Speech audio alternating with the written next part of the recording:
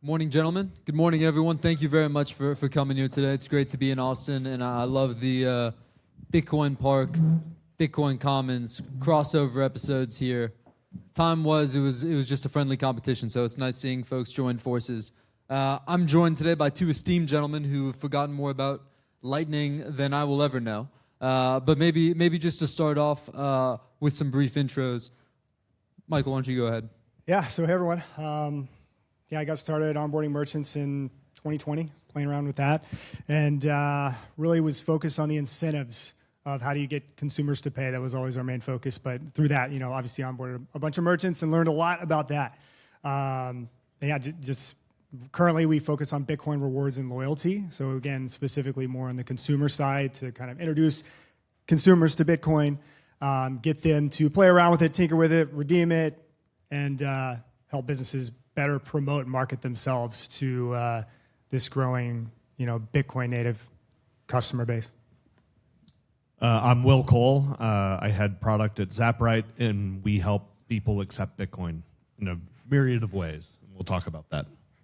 Nice. And my name is Drew Armstrong. I'm the head of strategic initiatives at Cypher Mining, or Cypher Digital now. I was also a founding partner of PubKey, a little bar and grill in New York City, where I first helped them set up the first Bitcoin point of sale system with Evan Kalutis in 2022, 2023, and then also helped facilitate a fairly notable Lightning transaction with the current president of the United States of America. So I guess just jumping right in. On Zaprite. On Zaprite, yes. I should thank Will Cole for being... Will Cole was the off-site IT support that day. So tremendous thanks to Zaprite for helping us get that one through.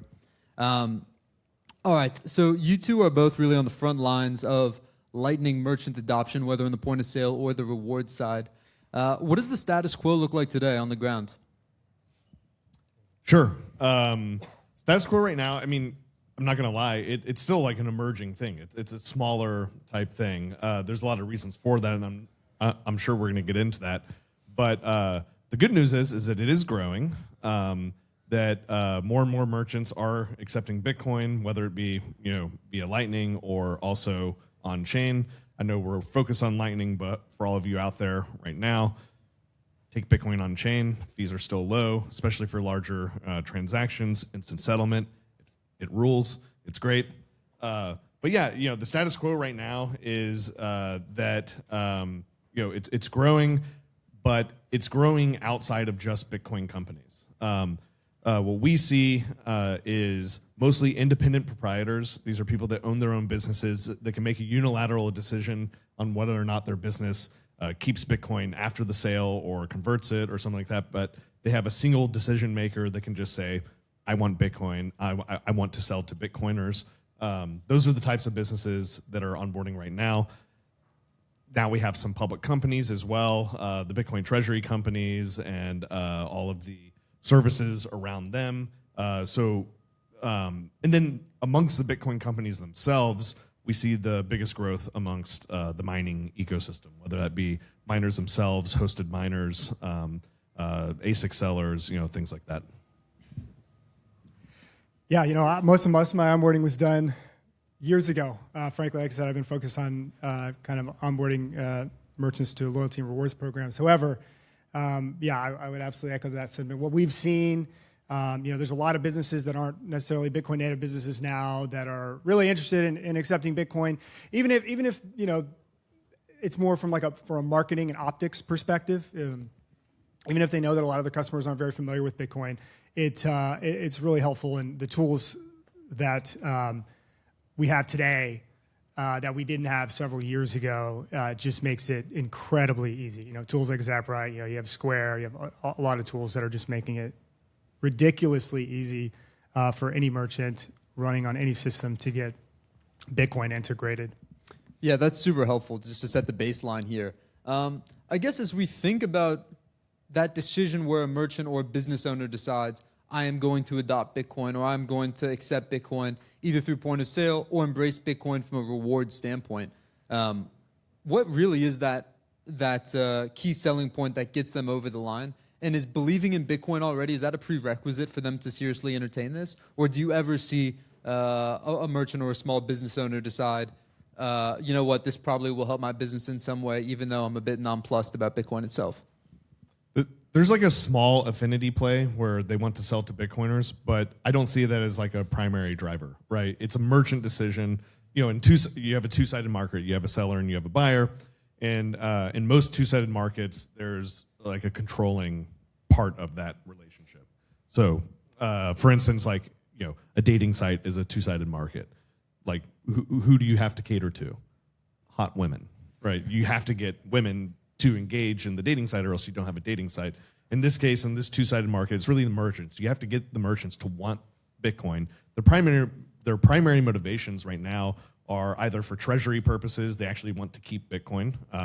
They have a business reason to keep some of the profits into Bitcoin. Another reason is to avoid fees or lower their fees more precisely.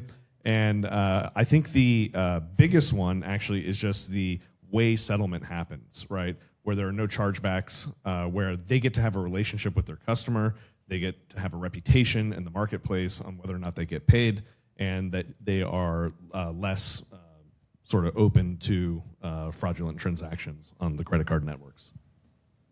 And on my end, just a little backstory. So trip back in time here. You know, there was a time whenever I was walking up and down Rainy Street, onboarding businesses, and typically how we got them interested. We were catering towards food trucks a lot because the owner was in there, you know. So it was very easy for me to just literally get dropped off on a street corner and just go walk around for hours, talking to these business owners. And ultimately, what I kind of settled on at that point in time, again, this is between 2020 and 2023, was that they were really interested in the marketing element of it and just kind of the experiential aspect of it. So they were really looking to, one, just kind of tinker, right? Because again, I just dropped in. You know, these people didn't approach me. I approached them, and they're thinking, okay, like, what do I get out of this? And, you know, we would have events and things like that. So, you know, we would say, hey, you're going to get to be able to market and promote yourself in this way. You're going to get new customers that you wouldn't have already had. And that's ultimately, you know, how we've kind of, you know, brought this forward into today with Oshi. But yeah, I mean, I think that's just another element where there are a lot of businesses that don't necessarily think of it from a treasury perspective. Even though they're more than willing to be receiving Bitcoin, accepting Bitcoin, and, you know, kind of introducing their customers to it, it's a lot more for some businesses that we work with is, hey, like, how can I market myself in a differentiating way? Like, can I just do I always have to do discounts, or can I do something more interesting like a reward in Bitcoin? Do I always have to, you know? So there's a lot of that. You see some businesses really leaning into this Steak and Shake, and they seem to have been really successful and have some data to support that. And so, yeah, that's another element that I've been really focused on as of late. So just to piggyback on what Will was saying. And I guess at this point, Michael, have you had any folks or any users that are like active users of the rewards programs on Oshi that ever like tell their merchants or tell the people that they go, I don't know, buy their coffee from, that they would want this type of product to be enrolled? Or has it still mostly been like you kind of going in and preaching the gospel? Yeah, I mean, we haven't really been doing a lot of outbound for the past year or so. We've been doing a lot of product, just develop the product. But yeah, was your question, do customers go and ask? Or yeah, I'm curious because like I remember, you know, we'd had conversations previously about you know, your product, and my first thought was, I wish everywhere that I went to go buy coffee from would just have something like this. So I'm just curious if you know, the extent to which the users are advocating for that as well. Because yeah, obviously it's nice to earn Bitcoin rewards when you're already paying for an overpriced cappuccino. Yeah, we have had a couple merchants that said, you know, oh, hey, I buy beef from this place, or I buy this from this place, and, you know, I get Bitcoin, and you know, they've been wanting to earn Bitcoin wherever they go. Ultimately, like we were saying, and there are debit and credit cards for that too, but having this like more direct relationship in line of Bitcoin rewards, where this business kind of becomes a Bitcoin faucet, it's pretty appealing. So we have had a couple of businesses introduced to us through customers. But one thing that's interesting is, you know, we've had a few businesses where, hey, they said, hey, we're turning off our traditional rewards and loyalty program, and no one said a word. And then every now and then, you know, a lot of businesses, well, some of the businesses will fund their Bitcoin rewards balance that they have that they're issuing to customers with Bitcoin. And sometimes, there's no automated Bitcoin, pull payments. It's all push, right? And so sometimes their balance runs out. They have customers emailing, hey, where are my Bitcoin rewards or this? It's a good and bad problem to solve, to have. So they're interested. Customers are interested whether they're, heavily Bitcoin focused or not. So No. I would add to that. There's also like a kind of slowly evolving sort of circular thing that happens here, which is, if you're a business and you don't have any obligations denominated in Bitcoin, it makes it hard for you to justify sometimes accepting Bitcoin as payment, because once you get that in, most of your obligations, your payroll and things like that, are all in dollars. But as soon as one of your suppliers or your vendors or something like that sends you an invoice and there's an option to pay in Bitcoin or a demand to pay in Bitcoin, right? All of a sudden you start having a reason to carry Bitcoin on your balance sheet, not just as a treasury operation, but because you have obligations in Bitcoin. That takes a long time to build up, but we've seen it even among some of our customers, as some of our customers come in because they were sent a Zapright invoice. They had to pay a Zapright invoice. They opted to pay in Bitcoin. They realized that they could take Bitcoin as well, and that they would have, a real reason to hold that on their balance sheet outside of just, treasury management. That's awesome. And I feel like that eventually is where we would all love for this to go, is for it to be Sure. much more of a sort of natural, organic, circular economy, so to speak. I guess thinking about the negative side of it, though, what do you think? What is the biggest pain points when you guys are working with merchants and trying to get them to whether accept Bitcoin at the point of sale or think about things like Bitcoin rewards? Is it mostly a technical issue? Is it mostly about knowledge or understanding of just like the products themselves or Bitcoin itself, or is it more of like a cultural issue of just why do I care? I see a few things. Take like actual physical, hardware point of sale, for instance, right? Well, there's dozens of point of sale companies. Some of them are huge. You have Square, you have Toast, you have Clover. Toast dominates the sort of restaurant world, right? And Square is really big with independent companies, barbers and things like that. They're really big on. And Clover seems to, every time I go to like a locally owned, sort of high inventory business, they seem to be running Clover. They all specialize in different types of businesses, but for the most part, every one of those systems is very closed down. So Clover itself, or Toast itself, or Square itself, is its own ecosystem. It's its own stack of technology, and they don't have an open ecosystem for people to build apps and things like that. So while Square decided independently to accept Bitcoin, if a payments provider like Zapright goes to Toast and says, well, we want to offer they don't have just an open API that anyone can jump into. And so if you're a restaurant, you're stuck with the option of, well, even if I switch over to Bitcoin, 95% of my, or even if I accept Bitcoin as a payment, 95% of my payments are going to be in USD. It'll grow slowly over time. I use this thing that's optimized for my use case. And if I wanted to switch over, I could switch over to Square now, very recently as a restaurant, but there's a reason I'm using Toast outside of just what currency I'm taking. So that's like a technical, but more of a closed ecosystem problem that merchants and businesses run into, is that you have very specialized payment rails for different types of businesses. We learned this at Zapright. We work with a lot of miners. We spent a lot of time working on their specific transaction flows. That made us a really good place for future miners, hosted miners and things like that to come and work with. However, there are other payment flows that we still have to work on, right? Take e-commerce, for example. Almost all the e-commerce platforms themselves make the majority of their revenue not off of any fee they charge you as like hosting your website or something like that. They make them off transaction fees. They make deals with the PayPals and the Stripes, excuse me, of the world, and that's how they monetize their business. And so if you come in, you try to offer Bitcoin payments into one of them, there's just the incentive on the actual marketplace's side is not necessarily there yet. So I look back to what happened, on the internet, where you had an early company like eBay out there trying to sell items online, but you didn't have a lot of people that were buying things online. And then you have like a P2P, internet company called PayPal that comes along, and all of a sudden you have a couple 100,000 internet-ready payers on that didn't really exist before. I don't know if you remember, but in the late 90s, like people didn't like typing their credit cards in online. It was considered very bad, hygiene, security hygiene to do so. And then PayPal came along, and they made it very easy for you to have money, dollars on the internet. And then eBay and PayPal joined because there was this clear thing where you had these merchants that wanted to sell things online, and then you had this payments company that had come along and said, we have a bunch of dollars that are now online. So now for all the merchants on eBay, there's 200,000 people that can buy your stuff.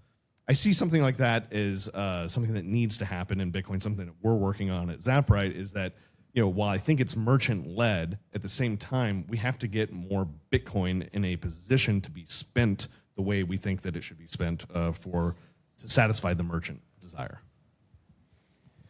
Yeah, to piggyback off that, there are so many wonderful tools now. The local commerce landscape outside of Square is a huge issue. It's pretty tough to get integrated into any of those systems, if not impossible at this point, right? And so then you have to have some sort of like sidecar solution, and there's staff issues after that where it's like, how do I do this? I forget, blah blah, and totally makes sense.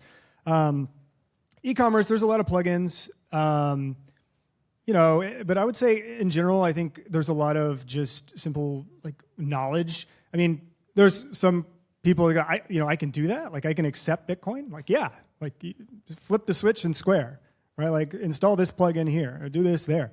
Something that I'm kind of excited about. You guys just had your API, like LLM documentation. I was thinking on the way here, it's like there's no reason why anybody outside of in-person retail commerce, because that's a bit difficult at the moment, but could just tell Claude like, hey, integrate this Zapright checkout into my e-commerce flow.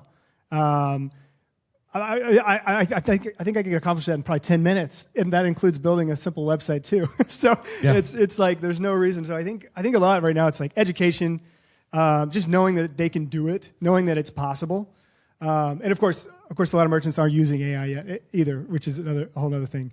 But yeah, I guess I'll just leave it there. I think there's still a lot of work to be done on the education and just know-how front, but the tools are there. Yeah, we're getting there. It's like people forget you keep your dollars in a lot of different contexts. You don't go to the store and spend your brokerage dollars from your E-Trade account or something like that. And you have a savings account as well, and you're not spending that money, but you have a checking account that used to be hooked up just to a checking, like a physical checkbook, and you can spend that, or you had cash in your pocket, or you have a credit card where you're spending on credit, or a charge card, and all these rails, all these systems were built over decades and decades. And so, just because someone has Bitcoin and they're storing it in multisig at Unchained or Casa or something like that, doesn't mean they're actually in a position to operationalize that Bitcoin and spend it with a merchant, right? So you have, all these different layers of Bitcoin at rest, in custody, in savings, right? You have Bitcoin, maybe on a custodial or non-custodial, Lightning wallet on your phone that is easier to move around. Like all those things have to be built, and then the merchants have to have the tie-ins to those wallets. You have to operationalize people's Bitcoin holdings in different contexts in order to end up getting to a place where you can spend it in a lot of places. The truth is I don't think we're behind or there's any worry or anything like that. It takes a while to build all those things up, and people have to have the motivation to actually do it.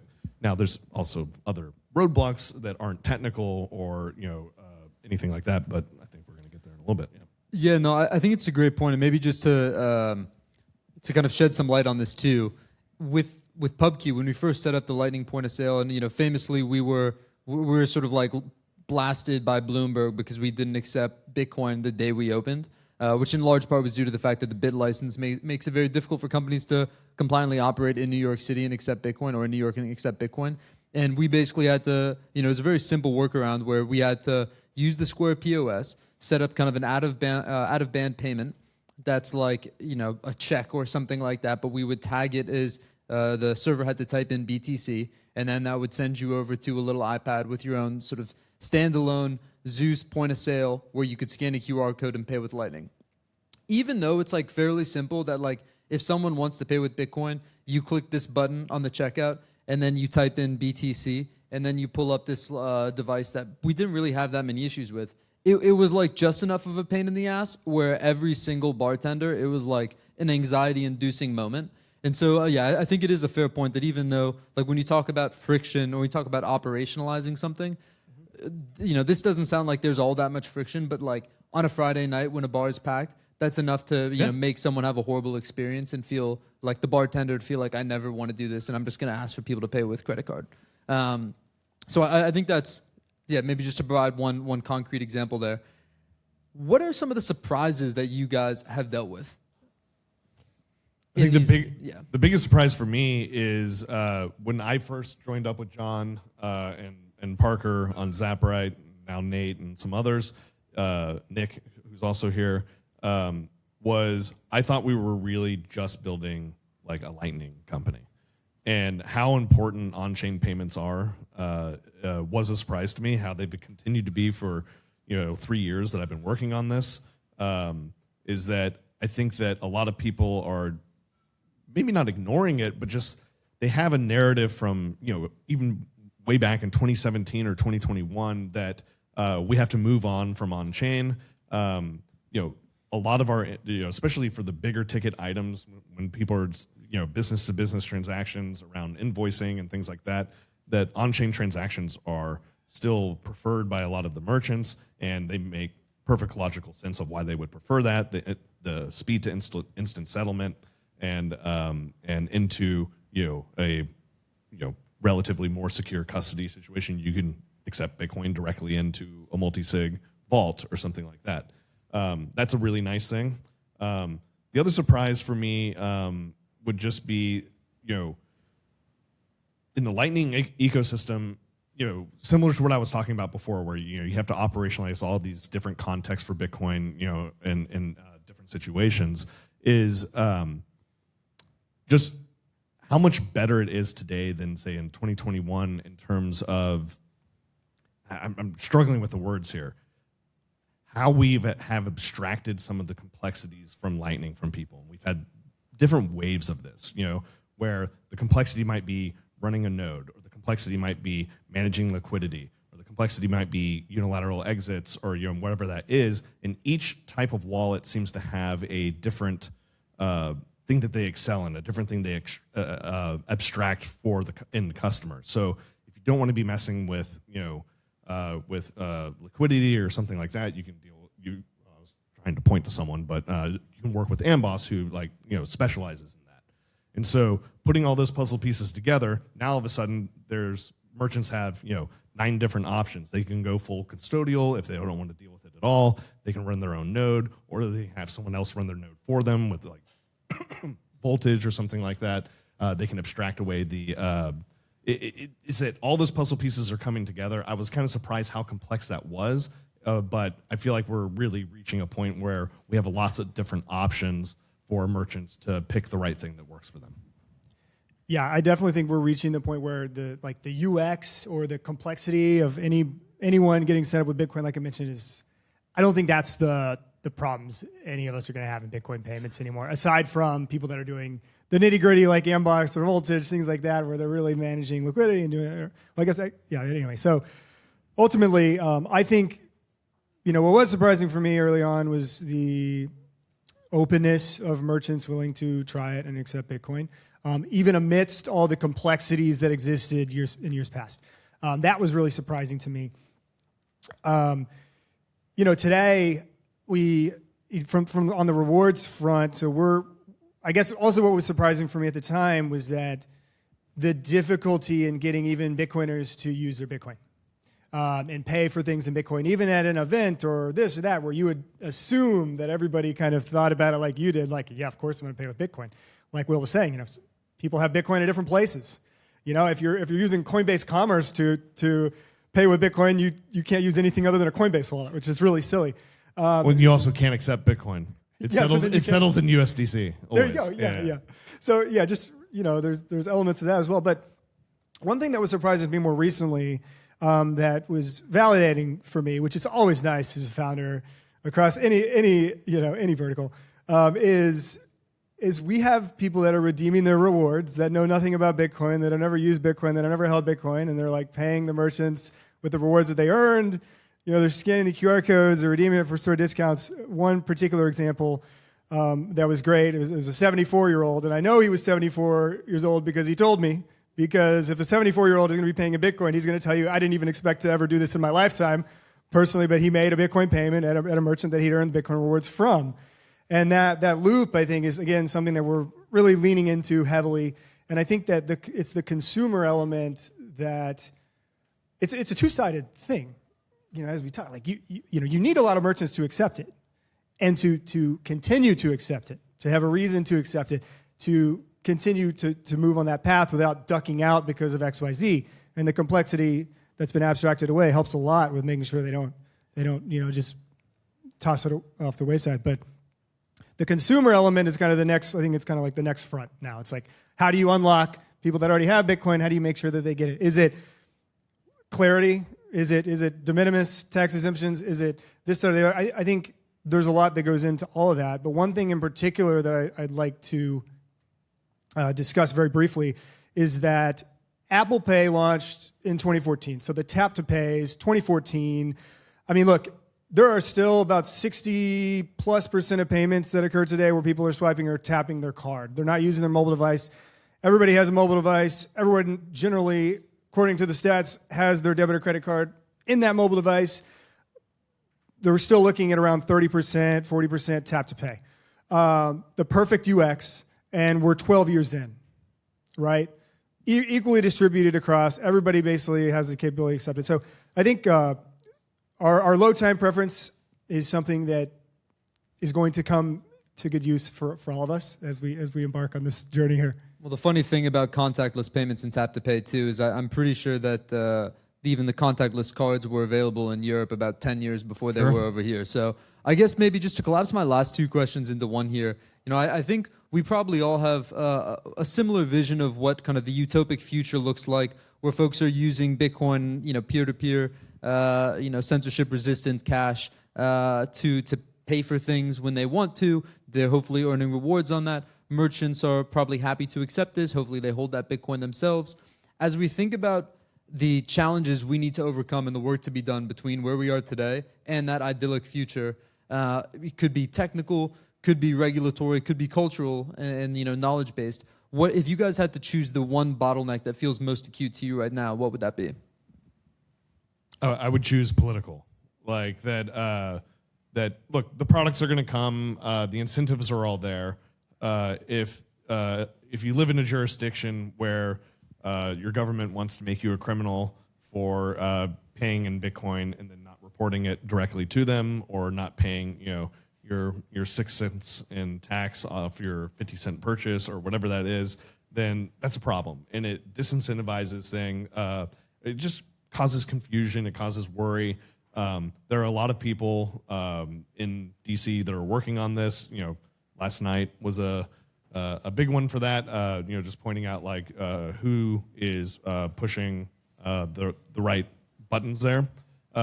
So I would say the de minimis stuff, I would look at that as being really important. Obviously, what we want ultimately is no capital gains on Bitcoin at all. It's an absurd idea that you would have to pay capital gains on money, and that you should find out how that gets done. It's not going to be in something like the Clarity Act or something like that. That's not where tax things gets done. It's these reconciliation moments that you hear about. Funding the government. All the tax stuff happens in that moment, right? We held up one of the big reconciliation bills under Biden over some of the language they had around how they were going to treat self-hosted wallets, if you remember. That got held up for 4 days. It was a $4 trillion spending bill that got held up for 4 days just over that language. And there was just a few people yelling about it. You really can make a difference by finding out how that works and putting pressure on your representatives to represent you as a constituent.